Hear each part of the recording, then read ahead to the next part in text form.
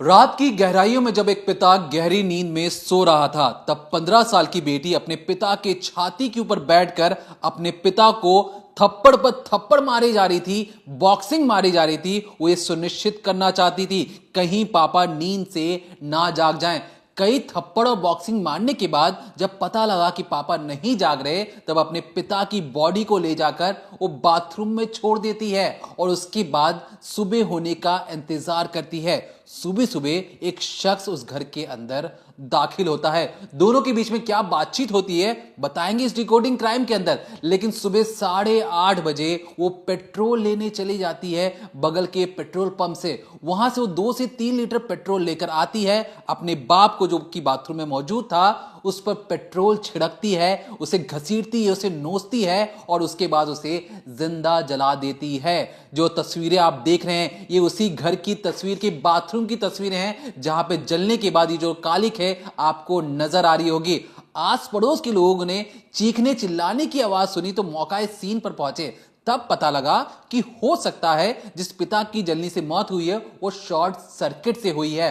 लेकिन इस पूरे केस में, इस पूरे कड़ी में जब पुलिसिया तफ्तीश शुरू होती है तो पता लगता है कि एक नाबालिग लड़की ने अपने पिता को मौत के घाट उतारने की एक परफेक्ट क्राइम करने का प्लान बनाया था। इस प्लान में एक और शख्स मौजूद था जो इस वक्त जेल से छूट चुका है क्योंकि उसके खिलाफ कोई ठोस सबूत नहीं मिले हैं। लेकिन पहली बार जब पुलिस तफ्तीश करी थी तो कई ऐसे सबूत कोर्ट के सामने रखे गए और बताया गया कि जो नाबालिग लड़की है इसके शैतानी खोपड़ी में अपने पिता को मारने के लिए जो भी बातें और प्लानिंग बनाई गई थी उसमें उसी शख्स ने उसका साथ दिया था। लेकिन उस घर में क्यों कोई और मौजूद नहीं था? कहां थी उसकी मां, कहां थे उसके भाई? ये सारी चीजें इस डिकोडिंग क्राइम के अंदर बताएंगे और बताएंगे कि कैसे एक नाबालिग लड़की आराम से अपने पिता को मौत के घाट उतारती है और पूरी दुनिया के सामने स्वांग रचती है, ढोंग रचती है कि नहीं, मुझे नहीं पता, पापा से बहुत प्यार करती थी। लेकिन इस प्यार में उसने किस तरीके से खंजर भोंककर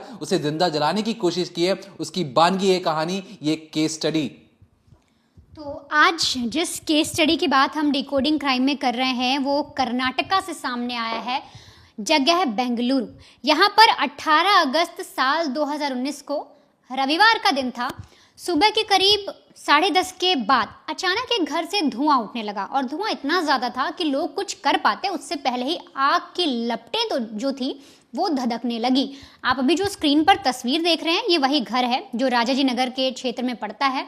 इसमें आप साफ तौर पर देखिए, हमने हाईलाइट भी कर रखा है, ये उस घर का बाथरूम है जो थोड़ा जला हुआ है। अब इसी बाथरूम में जो आग की लपटें हैं बहुत भयावह तरीके से बढ़ रही थी और आसपास में जो और लोग रहते हैं वो देख रहे थे कि इस घर में बहुत तेज आग लगी हुई है।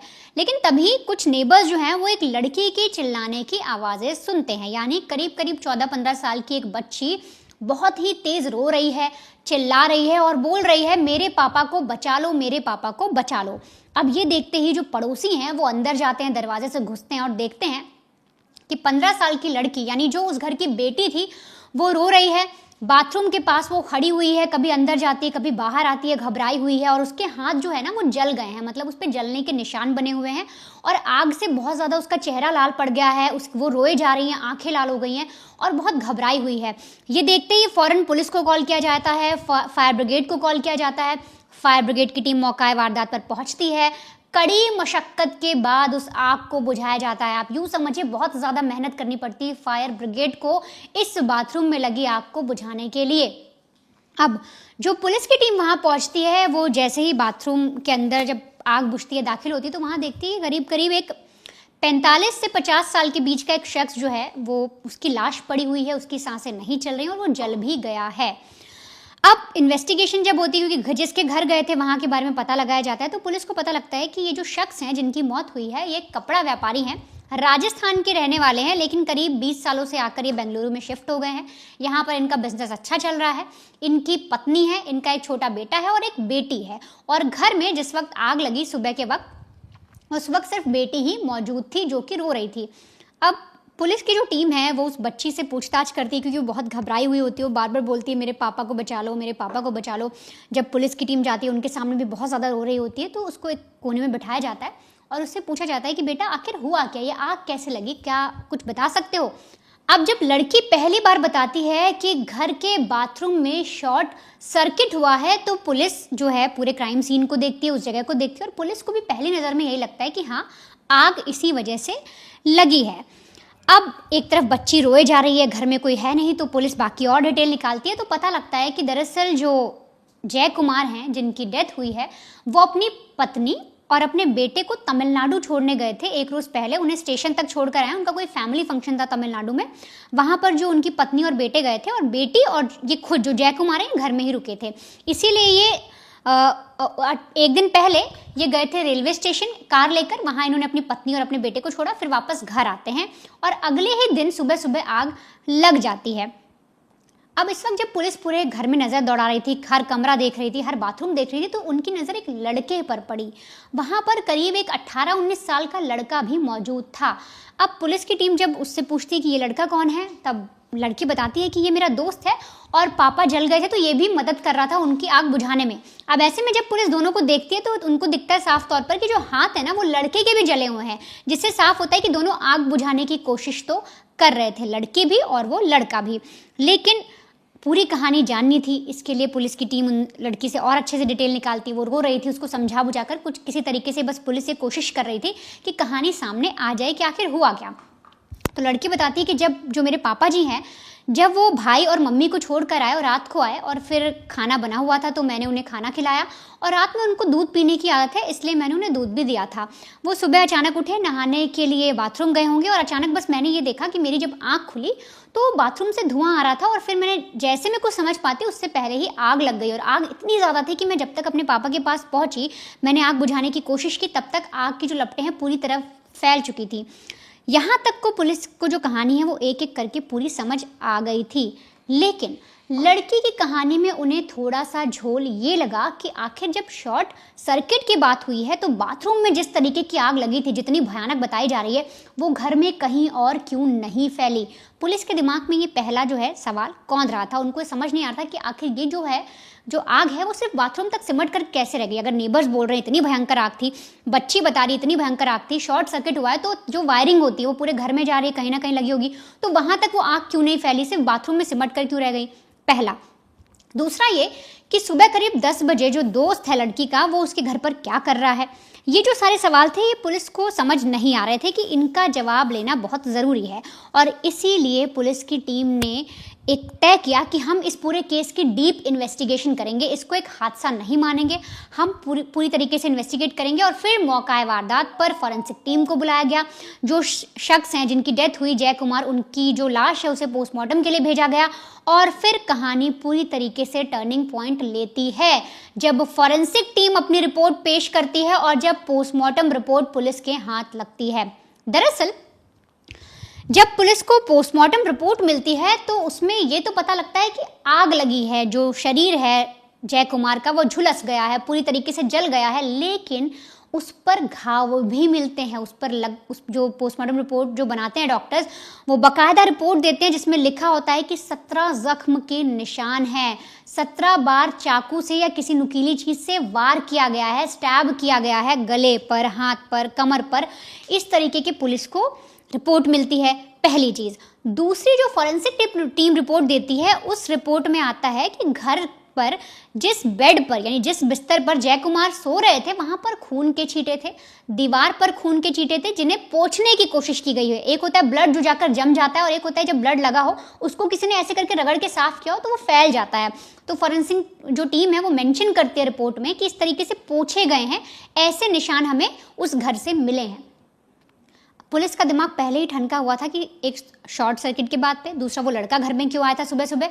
दो सवाल उनके मन में थे, जब तक जो रिपोर्ट आ जाती है वो उनके दिमाग में और डाल देती है पुलिस के कि हो ना हो ये मर्डर है, इसकी प्लानिंग की गई है। अब पुलिस को सबसे पहले इन्वेस्टिगेट करना था आखिर वो लड़का है कौन जो उस दिन उस बच्ची के घर आया हुआ था, उस लड़की के घर आया हुआ था। तो पुलिस जो इन्वेस्टिगेशन करती है उन्होंने पता लगता है कि दरअसल जो लड़का है उसका नाम हम आपको नहीं बताएंगे क्योंकि कोर्ट ने जो ऑर्डर दिया है उसके तहत उसका नाम हम आपको नहीं बता सकते, आपको आगे पता चलेगा। लेकिन उसके बारे में पता लगता है कि जो उसके पिताजी हैं वो एक प्राइवेट नौकरी करते हैं और कुछ रोज पहले ही उनको जॉब से निकाल दिया गया है और उनकी उस फर्म से कई सारे लोगों को नौकरी से निकाला गया है। तो फिलहाल उनकी फैमिली इतनी ज़्यादा अच्छी नहीं है, इतने ज़्यादा रेगुलर ऐसे पैसे नहीं आ रहे हैं, पर किसी तरीके से वो अपना गुजारा चला रहे हैं।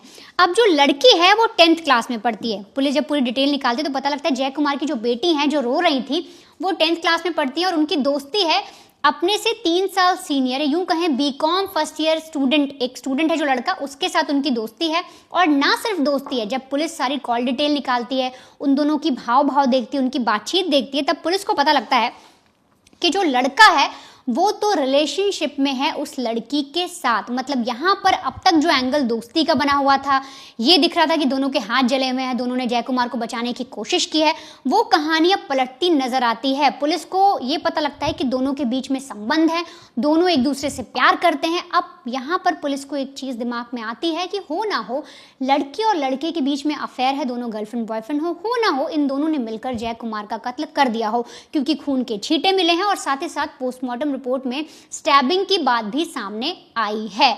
अब ये सारी कहानी निकलने के बाद पुलिस को जब असली कहानी पता लगती है तो पुलिस की जितने मेंबर्स थे, जो पुलिस की पूरी टीम थी, वो हक्की बक्की रह जाती है कि एक 15 साल की लड़की इतनी तगड़ी प्लानिंग कैसे कर सकती है और कैसे अपने ही पिता को मौत के घाट उतार सकती है। आप समझिए कि कैसे एक फॉरेंसिक रिपोर्ट और पोस्टमार्टम रिपोर्ट के आने के बाद पुलिस ने इस केस को सुलझाया, लेकिन आखिरकार जब ये जो केस है पूरा कोर्ट में पहुंचता है तो कैसे जो गुनहगार है या यूं कहें जो ये बच्चे हैं ये पुलिस को किस तरीके से बेवकूफ़ बना लेते हैं और कैसे कोर्ट भी जो है पूरी तरीके से न्याय नहीं कर पाता। देखिए, ये जो सारी चीज़ें आपने अभी सुनी आपने एक 10वीं की में पढ़ने वाली लड़की किस तरीके से अपने बाप को जान से मारने के लिए बेताब थी, आतुर थी और सोच रही थी कि कैसे भी अपने पिता को इस रास्ते से हटाकर मैं अपने सच्ची मोहब्बत के पास जाकर उससे गले से लिपट जाऊं। ये जो लिपटना और झपटने वाली जो चीज़ें हैं कुछ इस तरीके से बेकाबू हुई कि उसने अपने बाप को ही जिंदा जला दिया। अब जो चीजें मैं आपको बताने जा रहा हूं उसको ध्यान से आपको सुनने और समझने की जरूरत है। क्यों और कैसे? दरअसल ये जो लड़का है, इस लड़की को बकायदा बरी किया जा चुका है। क्यों? क्योंकि उसके खिलाफ ठोस सबूत नहीं मिले हैं। लेकिन जो कहानी मैं आपको बताने जा रहा हूं आपको ध्यान से सुनने और समझने की जरूरत है। क्या होता है इस कहानी में? कहानी में जिस तरीके से लड़के की जो रिलेशन जो लड़की से पता लगता है, जो पिता हैं वो अक्सर नाराज रहते हैं, बेटी से कहते हैं कि तुम उस लड़के से बातचीत नहीं करोगी। अब क्योंकि मॉडर्न जमाना है, सबके हाथ में स्मार्ट वाले फोन आ गए हैं, लड़की के हाथ में भी फोन आ गया था, लड़की के हाथ में फोन आया। आजकल कॉलिंग का तो पैसा लगता नहीं है, तो नेट के रिचार्ज के साथ जो कॉलिंग की जो चीजें मुफ्त मिल रही हैं, लड़की अपने बॉयफ्रेंड से जो उससे 3 साल बड़ा है उससे लगातार बातचीत चल रही थी। अब ये चीज जब बाप को पता लगती है तो बाप गुस्सा हो जाते हैं। बाप कहते हैं कि नहीं, तुमने बहुत गलत किया, तुम्हें उस लड़के से बातचीत नहीं करनी है, तुम उस लड़की से दूर रहना है, और लड़की से फोन छीन लिया जाता है। फोन छीनने के बाद लड़की क्या करती है? लड़की अपने सारा दुख दर्द जो घर में उसके साथ बीत रहा है अपने बॉयफ्रेंड को बताती है। बॉयफ्रेंड क्या करता है? बॉयफ्रेंड उसे अच्छी सलाह देने के बजाय उसे ये समझाता है कि सुनो, हम दोनों बात करना बंद नहीं कर सकते, एक काम करते हैं, मैं तुम्हें एक नया फोन ला कर देता हूं। ये बॉयफ्रेंड कह रहा है, वो बॉयफ्रेंड जिसकी खुद की बाप की नौकरी जा चुकी है, अपने बाप की नौकरी जाने के बावजूद अपनी गर्लफ्रेंड को एक नया फोन ला कर देता है। फिर से दोनों में बातचीत शुरू होती है।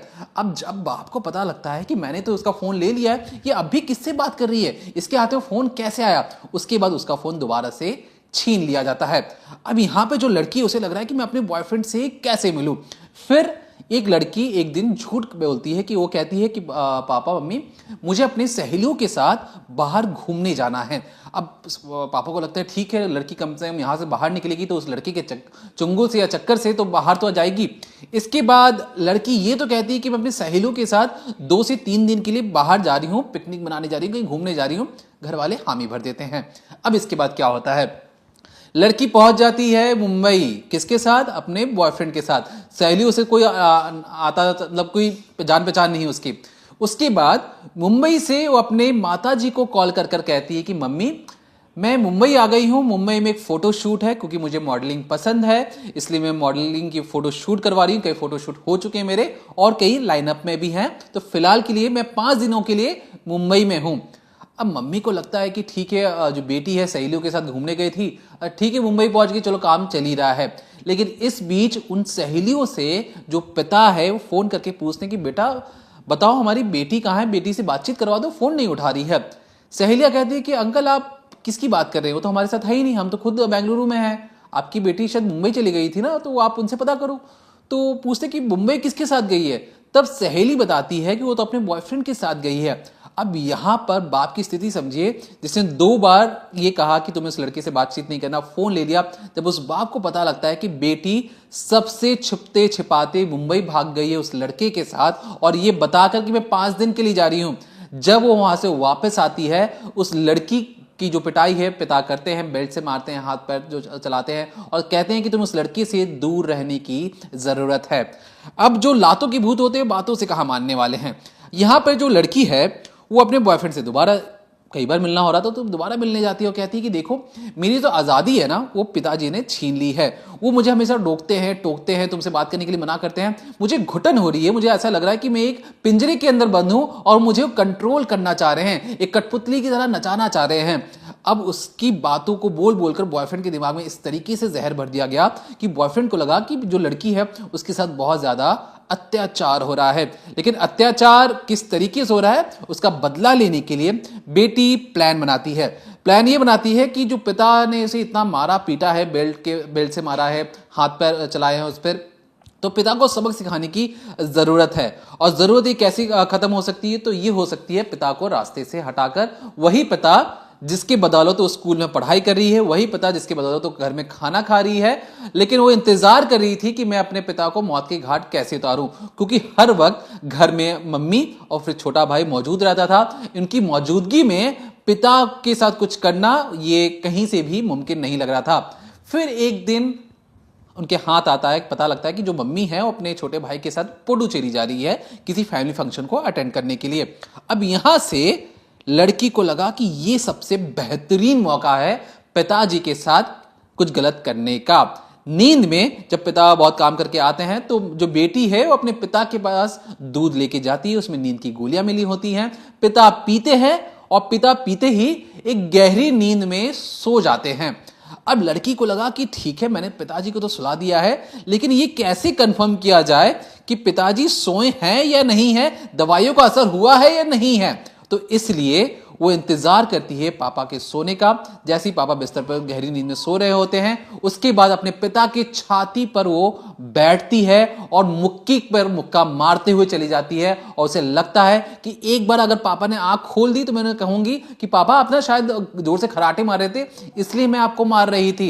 लेकिन वो इंतजार कर रही थी कि अगर पापा ने कोई भी हरकत कर दी मैं उन्हें आज ही मौत के घाट उतार दूंगी। इसके बाद जब पिता आंख नहीं खोलते हैं, उसे विश्वास हो जाता है कि पिताजी तो सो गए हैं, पापा सो गए हैं, पापा को उठाने वाला कोई नहीं है, कोई दुनिया की ताकत पापा को नहीं उठा सकती।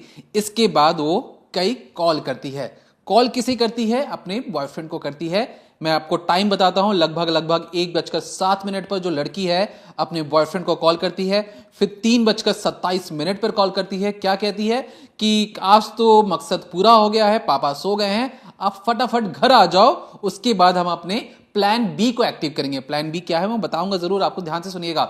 लेकिन ये जो मैं आपको कॉल टाइमिंग बता रहा हूं 1:07 पर, मतलब ये वो वक्त था जब पहली बार लड़की को लगा कि पापा अच्छे तरीके से सो गए हैं। अपने बॉयफ्रेंड को कहती है कि फटाफट आ जाओ घर पर, हमें अपना काम पूरा करना है।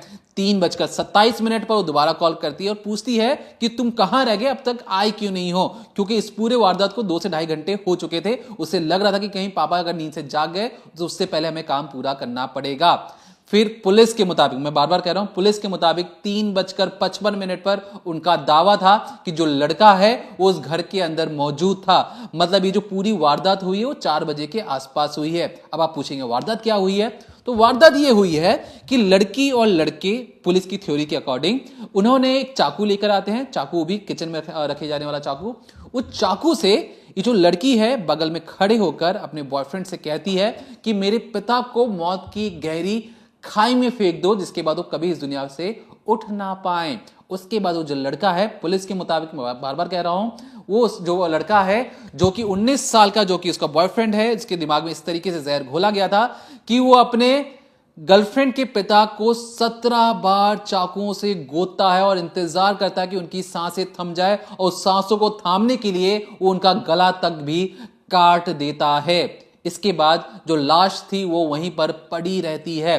इसके बाद ये जो लड़का है ये दोबारा चले जाता है और लगभग 6:30 बजे के बाद आसपास ये वापस उस घर के अंदर दाखिल होता है। अभी भी लाश वहीं पर पड़ी हुई थी। ये क्या करते हैं, जब ये लोग मार चुके थे, 17 बार चाकू मार चुके थे, ये बॉडी को ले जाकर बाथरूम में छोड़ देते हैं। क्यों छोड़ते हैं? क्योंकि जो खून बह रहा था, उस खून को बहने के जो घर पे फर्श में साफ करने में बहुत ज्यादा मेहनत लगती, लेकिन बाथरूम में अगर ये लाश को रख देते थे, जो भी खून था वो नालियों के जरिए नीचे बह जाता। इसके बाद क्या हुआ? अब जब ये चाकू मार रहे थे तो बेड पर, दीवारों पर खून की छींटे लग चुके थे, तो बारी थी इन खून की छींटों को साफ करने की, हर चीज एकदम क्लीन और परफेक्ट क्राइम करने की कोशिश थी। तो दीवारों में जितने भी खून के छींटे लगे थे, इन्होंने बैठकर पोछा लगाकर हर एक खून के धब्बे को मिटाया है, साफ किया है, बेडशीट को साफ किया है, उस पिलो कवर को साफ किया है और दिखाने की कोशिश की है कि यहां पर कोई क्राइम नहीं हुआ। बॉडी अभी भी बाथरूम के अंदर रखी हुई है। इसके बाद क्या होता है? 6:30 बजे के करीब ये जो लड़का है दोबारा घर के अंदर आता है। फिर ये जो लड़की है, सोचिए इसके अंदर हिम्मत कितनी है। ये रात भर सोई नहीं है। अपने पिता को मारने के बाद ये जाती है 8:30 बजे के आसपास पेट्रोल पंप पर। उस पेट्रोल पंप से 3 लीटर पेट्रोल लेकर आती है 10वीं में पढ़ने वाली लड़की। ये जो 10वीं में पढ़ने वाली जो लड़की है, उसका सोचिए दिमाग किस कदर प्लानिंग कर रहा था कि 1 महीने से जो प्लानिंग कर रही थी उसे अब अंजाम में पहुंचाने का मौका आ चुका था। वो जो 3 लीटर पेट्रोल लेकर आती है, अपने बॉयफ्रेंड से कहती है कि ढक्कन खोलो और इस पूरे बॉटल को मेरे पिता के ऊपर उड़ेल दो, उसके बाद हम प्लान सी काम करेंगे। प्लान बी था कि पिता को उठाकर बाथरूम में डालना, पेट्रोल से उन पर नहला देना। अब इसके बाद जब वो 3 लीटर जो पेट्रोल था बाथरूम में पूरा छिड़क देते हैं अच्छे तरीके से। अब शायद वो बच्चे थे या कुछ और कहें, शैतानी खोपड़ी इनकी अच्छी तरीके से काम कर रही है। जब पेट्रोल उड़ता है, आपको समझ में, अगर आप पेट्रोल कभी हाथ में लेंगे तो आपको उड़ता हुआ नजर आएगा। तो जब आप आग लगाते तो हाथ में तो आग लगेगा, हवा में भी आग लगती है। अब होता क्या है, जब 3 लीटर पेट्रोल ये लोग बाथरूम में डालते हैं तो जो बाथरूम का जो पूरा इलाका, जो रूम है, उसमें भी गैस भर जाता है। जब ये आग लगाने की कोशिश करते हैं उस बॉडी में, तो होता क्या है, आग फट से उस बाथरूम से निकलकर हल्के से बाहर, जो दोनों खड़े होकर देख रहे थे, उनके हाथ पैर में भी आग लग जाती है। इस वजह से उन्हें चोट भी आती है। इसके बाद ये दिखाने की कोशिश करते हैं, इंतजार करते हैं कि पहले बॉडी अच्छे तरीके से जल जाए, कोई सबूत ना मिले। जब आग लग रही थी तो ये अंदर ही अंदर चीखने चिल्लाने की ओवर एक्टिंग एक बदस्तूर करना शुरू कर देती है। आसपास के जो राहगीर गुजर रहे थे वो उन्होंने देखा कि इस घर की बाथरूम के अंदर से बहुत बड़ी बड़ी लपटें निकल रही हैं। अब इस तरीके से इन्होंने जितने भी जो हीटर था, जो बेसिन के आसपास, हर जगह उन्होंने जानबूझ के पेट्रोल डाला कि सब कुछ जलकर राख हो जाए। अब इसके बाद जब ये सारी चीजें हो जाती हैं, आग को किसी तरीके से बड़ी मशक्कत के बाद बुझाया जाता है, तो बॉडी को देखकर कोई भी अंदाजा नहीं लगा सकता था कि इस बॉडी को 17 बार चाकुओं से गोदा गया है। उसकी जो बॉडी है उसे गला काटा गया है, क्योंकि सब चीज गल गई थी। इतने बुरे तरीके से उसे जलाया गया था कि पहचान पाना ही मुश्किल हो रहा था। अब बच्चों को लगा कि पुलिस तो नादान है, हम जैसे नादान है, पुलिस भी नादान है, पुलिस कैसे पकड़ेगी, क्योंकि हमने तो परफेक्ट क्राइम कर दिया है। और क्योंकि मैं चीख रही हूं, चिल्ला रही हूं, तो पुलिस को भी लगेगा कि मैं तो नादान हूं। 10वीं की बच्ची अपने बाप को कैसे मार सकती है। इसके बाद जैसे ही पूरा केस पुलिस के हाथ में लगता है, बड़े बड़े अफसर इस पर तहकीकात करते हैं, पोस्टमार्टम रिपोर्ट आती है, तब पता लगता है कि जो नादान गुड़िया है, ये नादान गुड़िया नहीं, एक शैतानी और पापी गुड़िया है, जिसने अपने बाप को मारने के लिए एक बदस्तूर, एक ऐसी प्लानिंग और प्लॉटिंग की जिसमें वो सिर्फ और सिर्फ चाहती थी अपने अंदरूनी और मन की खुशी, और अपने मन की खुशी को पूरी करने के लिए, वो अपने बॉयफ्रेंड के साथ रहने के लिए, उसने अपने पिता को मौत के घाट उतारकर उसे जला डाला। अब इसके बाद क्या होता है, जब इस केस की हम पड़ताल कर रहे थे, हमने जानने की कोशिश की कि अभी वो लड़की कहां पर है, क्या कर रही है, तो पता यह लगा कि पुलिस ने जिस तरीके से थ्योरी दी थी कि 3:55 पर ये जो लड़का है उस घर में मौजूद था। अब लड़के के वकील ने एक दलील दी। लड़के के वकील ने यह दलील दी कि जो मेरे क्लाइंट है, जो लड़का है, जो बॉयफ्रेंड है, उसके पिता का कॉल 3:27 पर आया था और वो 6:57 तक या 6:27 तक, माफ कीजिएगा, वो उसी घर में मौजूद था। 6:27 पर वो अपनी गर्लफ्रेंड के घर पर जाता है। तो इसलिए इस पूरे केस में जिस तरीके से उस पर आरोप मढ़ा गया कि उसने उसके बाप की हत्या की है, ये कहीं से भी साबित नहीं होता है। इसके बाद जो लड़की है, लड़की को जुवेनाइल जस्टिस बोर्ड के पास भेजा जाता है। उसके बाद से वो तब तक जेल में है। और जो लड़का है, क्योंकि वो बालिग था, उसे सेशन कोर्ट में भेजा जाता है। सेशन कोर्ट ने 2 मई 2019 का वाकया था, 2 मई 2023 को उसे बकायदा बरी कर दिया जाता है, क्योंकि उसके पास कोई भी ठोस सबूत, ऐसे सबूत नहीं मिल पा रहे थे जिसे साबित हो कि एक बॉयफ्रेंड ने अपनी गर्लफ्रेंड के पिता की हत्या की है, तो इसलिए वो बरी हो चुका है। अब आप समझ चुके होंगे हम क्यों उस लड़के का नाम आपके सामने नहीं ले सकते थे। लेकिन लड़की जिस तरीके से, उसका कहना कि वो खड़े होकर अपने बॉयफ्रेंड से अपने पिता का मर्डर करवा रही थी, उसने अपनी आंखों से देख रहा था, हर एक चाकू के साथ उसके मन में खुशी की लहर दौड़ रही थी कि वो अपने बॉयफ्रेंड के और करीब जा रही है। तो अभी भी वो सलाखों के पीछे है, लेकिन याद रखिए वो नाबालिग है, उसे ज्यादा दिन जेल में रहना भी नहीं है, वो जल्दी बाहर आ जाएगी।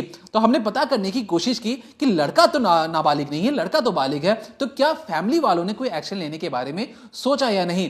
तो अब तक जो हमारी जानकारी है, जो भी हमने इंफॉर्मेशन कलेक्ट की, उसमें यह पता लगा है कि जो लड़की है, लड़की के जो घर वाले हैं, यानी जो उनकी माता जी हैं और जो भाई हैं, दोनों ने यह फैसला किया है कि वो अब इस पूरे मामले को हाई कोर्ट तक लेकर नहीं जाएंगे। जो फैसला कोर्ट की तरफ से आ गया उसे उनके लिए मान्य है, अब उस पर कोई आगे की कार्रवाई नहीं करना चाहते हैं। हाँ, ये जरूर मानते हैं कि जो उनकी घर की जो बिटिया है, वो बिटिया कोई नादान परी नहीं है, वो एक शैतानी और पापी गुड़िया है, जिसने अपने पिता को मौत के घाट उतारने के बाद उन्हें जिंदा जलाने की कोशिश भी की है। तो फिलहाल के लिए इस डिकोडिंग क्राइम में इतना है, लेकिन आपसे चलते चलते आपसे दरख्वास्त है कि जितने भी लोग इस डिकोडिंग क्राइम को देख रहे हैं, अगर चाहते हैं कि हम आपके लिए कोई ऐसी स्टोरीज, इन्वेस्टिगेशन स्टोरीज जो आप समझना चाहते हैं हम आप तक पहुंचाएं, तो कमेंट सेक्शन में कमेंट करके हमें जरूर बताएं कि आप ऐसी कौन सी स्टोरीज और ऐसे कौन सी इन्वेस्टिगेशन स्टोरीज आप सुनना पसंद करेंगे। तो फिलहाल देखते रहिए क्राइम तक।